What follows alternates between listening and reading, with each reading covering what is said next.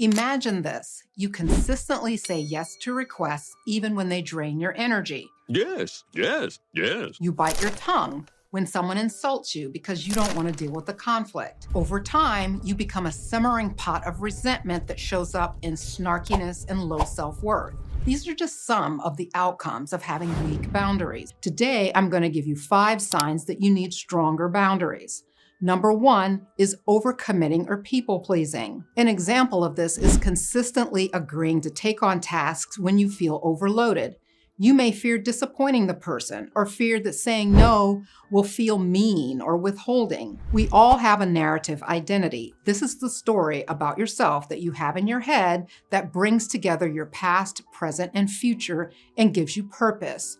Let's say part of your narrative identity is that you're not a selfish person and that selfishness is saying no to something that you're capable of doing.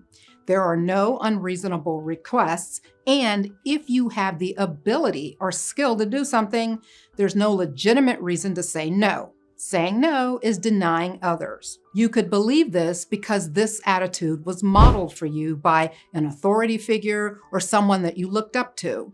And this didn't have to be during childhood. You could have been in an adult relationship with a person with a strong personality who convinced you that saying no is selfish. Or you could be very sensitive to other people's feelings and have a low threshold of tolerance for seeing people disappointed. Whatever the source, if this is your mindset, you will be prone to overcommitting to things and doing things that you really don't want to do, but feel obligated to do to spare someone else disappointment. What can you do about this? Keep in mind that strengthening boundaries is an iterative process. You make small changes and continue to revise. The power behind saying no will come from identifying your needs, wants, and values first so that you can remind yourself of why you're saying no. Your need or value is the justification for saying no. Then start by saying no to low-stakes situations. These are things that have the least personal impact. The small no's will help you build the confidence to say no to the bigger things, like things that only you can do, and lots of people would benefit if you would just give your time to this. To make saying no easier, prepare a script or rehearse a response for common situations, and remind yourself that saying no is an act of self-care and not a rejection of others. Number 2 is feeling responsible for others' emotions. An example of this is constantly worrying about making others upset or angry and changing your own behavior to keep people happy, even at the expense of your own well-being. An intervention for this is to develop self-awareness by recognizing when you're absorbing other people's emotions. When there are strong emotions in the air, practice distinguishing between what you actually feel and what the other person is expressing. You'll need to remind yourself that you're not responsible for how others feel. Number 3, being unable to express your personal needs or opinions. So in a relationship, you don't express your desires or opinions. You go along with what the other person wants, neglecting your own needs. And this is pretty common if you're conflict avoidant. You'd rather go along with what the other person says than challenge them or ruin the mood with your contrary opinion. Here's one thing you can do. Start by identifying your own needs and opinions in private through journaling or self-reflection or through the narrative identity exercise that I'll talk about next week. Number 4 is feeling guilty when prioritizing yourself. And this is related to being unable to say no, but this is specifically around the issue of putting yourself first when you do say no or think about saying no.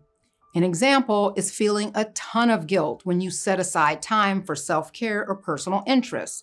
You don't feel good about doing that because you believe it's a waste of productive time or selfish not to be available to others. What you can do here is challenge the validity of your guilt-inducing thoughts and replace them with affirmations that emphasize the importance of self-care.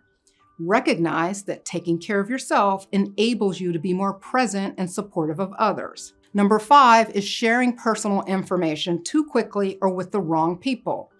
In this scenario, you overshare personal history or secrets in inappropriate settings or before you've established trust.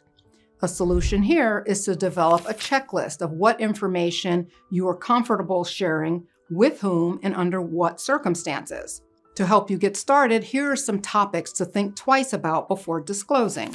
Medical conditions and treatment, mental health conditions and struggles, issues with parents, siblings, or extended family, past trauma experiences, past problems in romantic relationships, controversial political or religious views, and finances like your salary, debt, and spending habits. This is not an exhaustive list, and they are not topics that are completely off limits.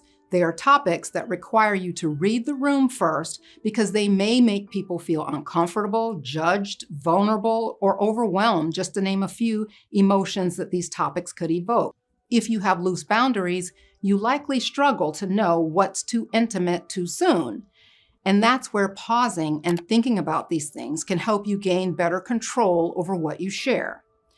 Thanks for watching today. See you next time.